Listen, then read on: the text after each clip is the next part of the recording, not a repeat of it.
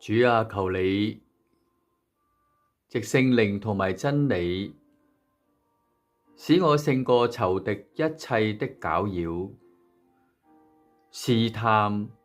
控告和陰影，並一切唔合乎真理的感受、感覺、肉體和不準確的良心反應，脫離一切錯誤的觀念、唔好嘅心理習慣和一切良心軟弱過敏的反應，又藉着聖靈同埋真理，使我完全進到你的了解大方中，成了的果效中，一生都活喺恩典和你的愛中，又滿有聖靈所賜屬靈的智慧和悟性，並時常活喺現在和仰望你必不羞愧，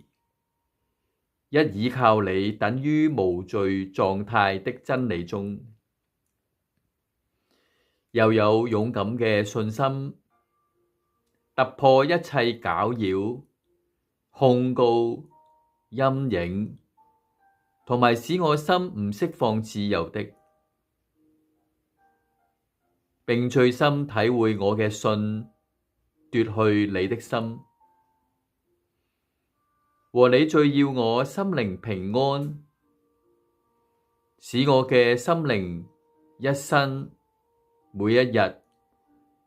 晝夜都活喺無雲嘅清晨中，心靈完全嘅釋放自由，有最榮耀嘅信心，迎向你同埋阿爸，擁抱你同埋阿爸嘅愛和情。